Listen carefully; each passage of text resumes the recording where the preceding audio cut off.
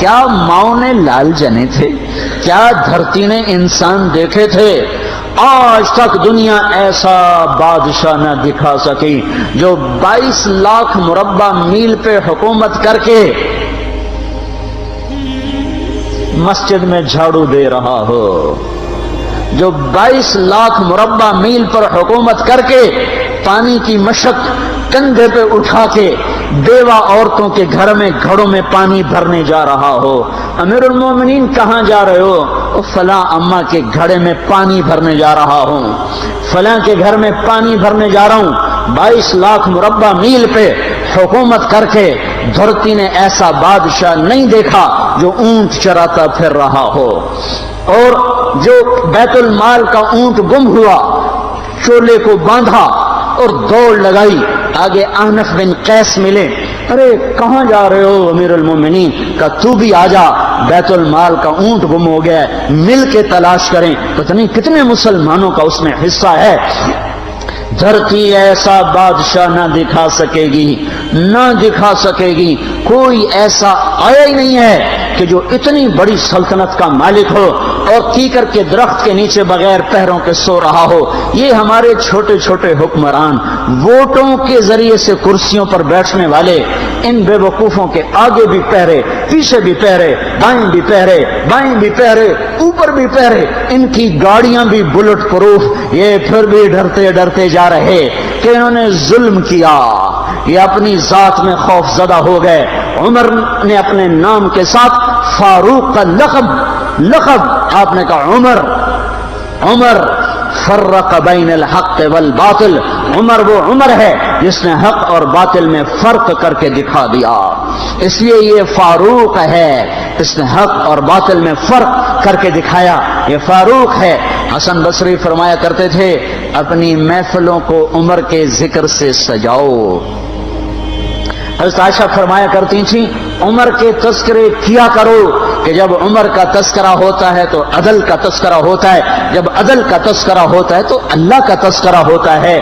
کہ ہم عائشہ رضی اللہ تعالیٰ عنہ فرمایا کرتی تھیں اتنے بڑی سلطنت پر حکومت کرنے کے بعد اللہ کی راہ میں جانے والے مجاہدین کے گھر گیا کھڑا ہوا ہے، دروازے پہ دستک دے رہا ہے، بیٹی کوئی بازار سے سودا لینا ہو تو مجھے بتاؤ، تیرے گھر والا تو اللہ کی راہ میں ہے، میں تمہارے گھر کا سودا لے آؤں، کیا کیا چیز چاہیے؟ تم نے اپنے خامند کو خط لکھنا ہوگا، تم تو لکھنا نہیں جانتی، مجھے بتاؤ میں تیرے خامند کو تیری طرف سے خط لکھوں۔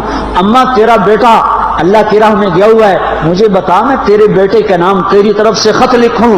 اتنی بڑی جس کے سامنے قیصر اور کسریٰ زیر و زبر ہو گئے، کج کلا، وہ زمین میں جا کے تہ خاک میں وہ سارے ہیرے لال جواہر، وہ زمین میں لوٹ پوٹ کرنے والا، کسریٰ کے تخت کو توڑنے والا اور روم کی طاقت کو توڑنے والا، آل ساسان کی طاقت کو توڑنے والا اور نوشیروان کے خزانے مدینے میں لانے والا اور خسرو پرویز کے خزانے مدینے میں لانے والا اور رومت الکبریٰ کے خزانے مدینے میں لانے والا خود اپنے کرتے میں 14 پیوند لے کے چل رہا ہے،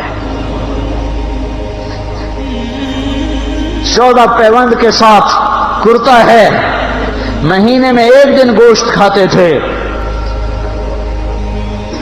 وہ روٹی کھاتے تھے کہ عام آدمی حلق کے نیچے نہیں لے جا سکتا تھا۔ ہے سال کی ابتدا اس شخص کی شہادت سے ہوتی ہے جس کو اللہ نے وہ عزت دی۔ آپ نے کہا میرے 2 وزیر آسمان میں، 2 وزیر زمین میں، آسمان پہ جبریل اور میکائیل میرے وزیر ہیں، زمین پر ابو بکر اور عمر میرے وزیر ہیں۔ آپ فرمایا کرتے تھے ابو بکر عمر اگر کسی بات پہ جمع ہو جائیں تو میں ان کے مشورے کے خلاف کبھی نہ کروں گا۔ ابو بکر تیری مثال ابراہیم کی ہے، عمر تیری مثال نوح علیہ السلام کی ہے، ابو بکر تیری مثال عیسیٰ علیہ السلام کی ہے، عمر تیری مثال موسیٰ علیہ السلام کی ہے۔ آپ مسجد میں آئے، آپ کے دائیں طرف ابو بکر تھے، بائیں طرف عمر تھے، آپ اندر آئے اور کہا دیکھو اسی طرح قیامت کے دن ہم اٹھیں گے کہ میرے دائیں طرف ابو بکر ہوگا، میرے بائیں طرف عمر ہوگا اور ہم ہاتھوں میں ہاتھ دیے ہوئے اٹھائے جائیں گے۔ اور ایک حدیث میں آتا ہے اور میرے قدموں سے بلال کو اٹھایا جائے گا جو نکلتے ہی اذان دے گا، جس کے اسلام لانے نے اسلام کو اونچا کیا، جس کے اسلام لانے نے باطل کو پست کیا، جن راہوں سے عمر گزر جائے شیطان وہ راہیں چھوڑ دیتا تھا۔ عرفات کا میدان تھا، 1.25 لاکھ مقدس ہستیاں سامنے ہیں۔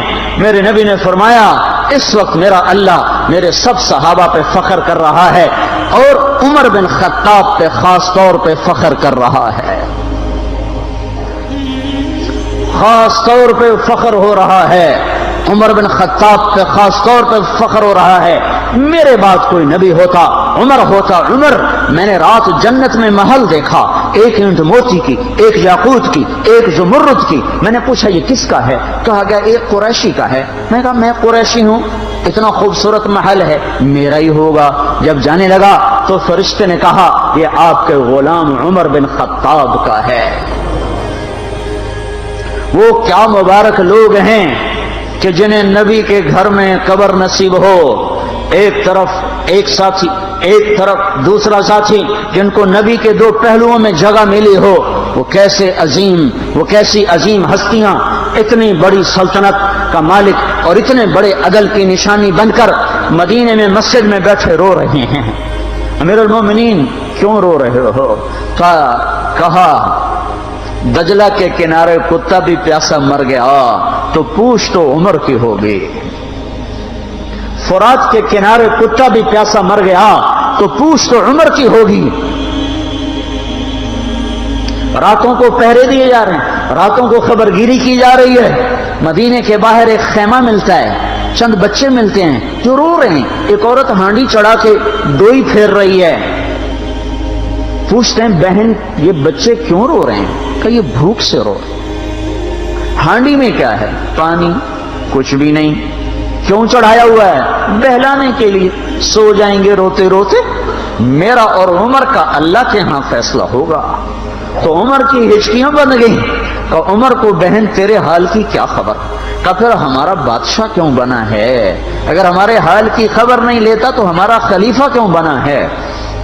پر لگ گئے، بیت المال سے سامان نکالا، بوری بھری، سر پہ اٹھائی، کمر پہ اٹھائی۔ غلام اسلم نے کہا میں اٹھاؤں؟ کہ قیامت کے دن بھی میرا وزن تو اٹھائے گا۔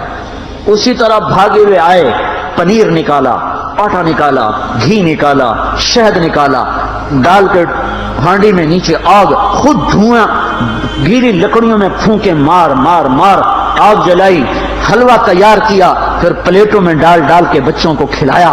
وہ عورت کہنے لگی کاش عمر کی بجائے تو خلیفہ ہوتا۔ تو یہ نہیں کہا کہ میں ہی عمر ہوں، میں ہی عمر ہوں۔ فرمایا جب کل تو امیر المومنین سے ملے گی تو مجھے بھی وہیں دیکھ لے گی، مجھے بھی وہیں پالے گی۔ پھر وہاں بیٹھ کے دیکھتے رہے، اٹھ کے چل دیے۔ بچے ہنسنے لگے، کھیلنے لگے تو اپنے غلام سے فرمایا میں نے انہیں روتا دیکھا تھا، میرا جی چاہا میں انہیں ہنستا بھی دیکھوں۔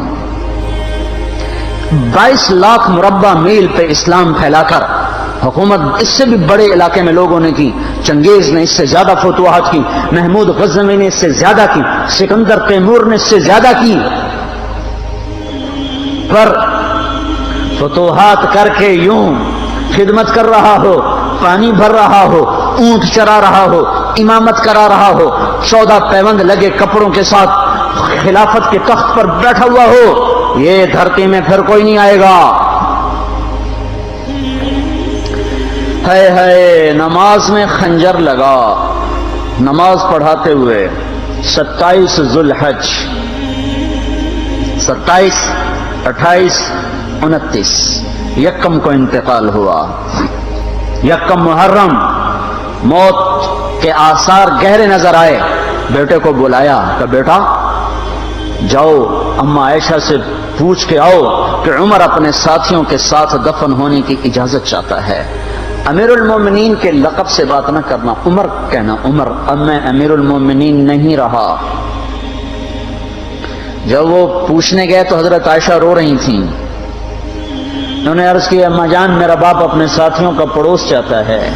انہوں نے فرمایا یہ جگہ تو میں نے اپنے لیے رکھی تھی، لیکن اگر عمر چاہتے ہیں تو ان کو مجھ پر فضیلت ہے، میں ان کے لیے دستبردار ہوں۔ انہوں نے واپس آ کر خوشخبری سنائی، مبارک ہو اجازت مل گئی۔ کہ نہیں شاید میرے شرم میں اجازت دی ہو، جب مر جاؤں تو مجھے دوبارہ دروازے کے سامنے رکھ کر پھر جا کے پوچھنا، اس وقت اجازت ملے تو پھر لے جانا، ورنہ مجھے بقیع کی طرف لوٹا دینا۔ اتنے میں حضرت علی آئے، پریشان دیکھا، عمر کیوں موت سے ڈر گئے؟ کہ نہیں، موت کے بعد کی گھاٹی سے ڈر رہا ہوں۔ کہ ڈرو نہیں، میرے ان کانوں نے سنا ہے اور اتنی دفعہ سنا ہے کہ میں گن نہیں سکتا کہ اللہ کے نبی فرمایا کرتے تھے ابو بکر اور عمر جنت کے بڑی عمر کے لوگوں کے سردار ہیں۔ آپ نے فرمایا تو اس بات کی گواہی دے گا؟ کہ میں بھی دوں گا، میرا بیٹا حسن بھی دے گا۔ امام حسن بھی ساتھ تھے۔ کہ میں بھی دوں گا، میرا بیٹا حسن بھی گواہی دے گا۔ پھر بھی ہے جو جنت کی بشارتیں لیے ہوئے ہیں، 10 مبشرہ، ابو بکر جنتی، عمر جنتی، عثمان جنتی، علی جنتی، طلحہ جنتی، زبیر جنتی، ابو عبد الرحمن بن عوف جنتی، ابو عبیدہ بن جراح جنتی، سعید بن زید جنتی۔ آپ نے نام لے کر گنے، نام لے کر گن کر کہا، سنو ابو بکر جنتی ہے، عمر جنتی ہے، عثمان جنتی ہے، علی جنتی ہے، طلحہ جنتی ہے، زبیر جنتی ہے، سعد بن نبی وقاص جنتی ہے، عبد الرحمن بن عوف جنتی ہے، ابو عبیدہ بن جراح جنتی ہے، سعید بن زید جنتی ہے۔ میں ان سے راضی ہوں، لوگوں ان کا حق پہچانو، میں ان سے راضی ہوں، میں ان سے راضی ہوں۔ پھر آپ نے فرمایا اگر تم نے ان کے بارے میں کسی ایک کے بارے میں بھی دل میں بغض لے کر مر گئے، اور تم نے اتنی بندگی کی تھی کہ سوکھ کے کانٹا ہو گئے تھے، روزے اتنے رکھے تھے کہ پیٹ کمر کو لگ گیا تھا، سجدے اتنے کیے تھے کہ تمہارے ماتھے اور گھٹنوں پر پتھروں جیسے نشان پڑ گئے تھے، اتنا کچھ کر کے ان 10 میں سے کسی ایک کا بغض لے کر اگر تم مر گئے تو اللہ تمہیں منہ کے بل جہنم میں گرا دے گا۔ لوگوں میں ان سے راضی ہوں، ان کا حق پہچانو۔ جن کو اللہ بھی رضا کے پروانے دے رہا ہو، جن کو اللہ کا رسول رضا کے پروانے دے رہا ہو، جن کو وزارت کا شرف مل چکا ہو، نبی کے پہلو میں قبر جن کی بننے کا اعلان ہو چکا ہو، وہ موت پر کیا کہہ رہا ہے؟ موت پہ کیا کہہ رہا ہے؟ اپنے بیٹے سے کہا میرا سر زمین پہ ڈال دے۔ ان کی گود میں سر تھا عبداللہ بن عمر، تو انہوں نے گود سے ہٹا کر پنڈلی پہ رکھ لیا، یہاں رکھ لیا۔ چلے گئے، کیا کہہ رہا ہوں سنتے نہیں ہو، زمین پہ ڈال دو۔ تو انہوں نے زمین پہ ڈالا تو اپنے چہرے کو مٹی میں رکھ دیا اور ایسے ملنے لگے اور کہنے لگے، اے میرے رب، اگر تو نے عمر کو معاف نہ کیا تو عمر ہلاک ہو جائے۔ ویل لک یا عمر ولامک ان لم یغفر لک ربک، عمر تیری ہلاکت ہے اگر تیرے رب نے تجھے معاف نہ کیا۔ یہ کہتے کہتے کہتے جان دے دی۔ 22 لاکھ مربع میل میں اسلام کو زندہ کرنے والا، این حالت نماز میں زخم کھا کے گرنے والا، مطلوب مصطفیٰ، وزیر مصطفیٰ، جنت کی خوشخبریاں لے کر پھر موت پر یوں کہہ رہا ہو، اے اللہ تو نے معاف نہ کیا تو میرا کیا بنے گا؟ کیا بے طلبی ہے۔ ان کے بیٹے خلافت کے اہل، ان کے بہنوئی سعید بن زید 10 مبشرہ میں سے دونوں کے نام کاٹ دیے کہ یہ 6 ہیں جن سے اللہ کا رسول راضی تھا، جس کو چاہو خلیفہ بنا دو، جس کو چاہو حکومت دے دو، نہ میرے بیٹے کو ملے گی نہ سعید بن زید کو ملے گی۔ کسی نے کہا شوشہ چھوڑا، آپ کا بیٹا بھی تو بہت قابل ہے، اسی کو بنا دیں، تو اسے تو طلاق دینا نہیں آتا، حکومت کہاں سے چلائے گا؟ یہ ایک واقعہ کی طرف اشارہ کیا ہے، اس کے پیچھے ایک واقعہ ہے جس کو انہوں نے یاد کر کے فرمایا وہ تو طلاق دینا نہیں جانتا، وہ حکومت کیا چلائے گا؟ حالانکہ بڑے صحابہ میں عبداللہ بن عمر کا مقام ہے۔ ہے جنازہ صہیب رومی نے پڑھایا، دروازے کے سامنے لا کے رکھ دیا گیا، سب لوگ جنازے کے ساتھ کھڑے ہو گئے، عبداللہ بن عمر اکیلے آگے گئے، دروازے پر دستک دی تو اما جان میرا باپ عمر بن خطاب دروازے پہ حاضر ہو چکا ہے، اندر آنے کی اجازت چاہتا ہے۔ تو عائشہ رضی اللہ تعالیٰ نے اپنی چادر کو اٹھایا اور روتے ہوئے باہر نکل گئیں۔ پھر لوگ اندر داخل ہوئے، قبر کھودی گئی، قبر کھودتے ہوئے عبداللہ بن عباس بھی قبر کے کھودنے میں شریک تھے، تو کہتے میرے کندھے پہ کسی نے ہاتھ رکھا، میں نے پیچھے مڑ کے دیکھا تو علی رضی اللہ تعالیٰ عنہ کھڑے رو رہے تھے اور فرما رہے تھے مجھے پتا تھا تو یہیں آئے گا، یہاں تیرے سوا کوئی نہیں آ سکتا کہ میں نے ایک دفعہ نہیں کتنی دفعہ میں نے اللہ کے نبی سے یہ بات کا تکرار سنا، میں ابو بکر اور عمر، اس کا اتنا تکرار سنا ہے میں نے کہ مجھے یقین تھا یہیں آئے گا، تو اور کہیں نہیں جا سکتا۔ میرے بھائیو غفلت سے باہر آ جائیں، یہ دھوکے کا گھر، یہ مچھر کا پر، یہ مکڑی کا جالا، یہ دنیا کہیں ہمیں ہلاک نہ کر دے۔ ان لوگوں کو سامنے رکھ کے زندگی گزارو جنہوں نے اللہ کو راضی کیا، اس کے رسول کو راضی کیا، کلمہ حق کو بلند کیا، خیر کے ذریعہ بنے، شر کے مٹانے والے بنے، اور دنیا میں مرنے کے بعد بھی ان کے تذکرے ہدایت کا سامان بنے، ان کے تذکرے روشنی کا مینار بنے۔ ان کے پیچھے چلو، مغرب کے اندھیروں کی طرف مت دوڑو، وہاں تو سورج بھی ڈوب جاتا ہے، مغرب میں تو سورج بھی ڈوب جاتا ہے، اور تمہیں پکار کے کہتا ہے مغرب کی طرف نہ آنا، ادھر اندھیرا ہے، میں یہاں گم ہو گیا، تم کون سا سراغ ڈھونڈنے آئے ہو؟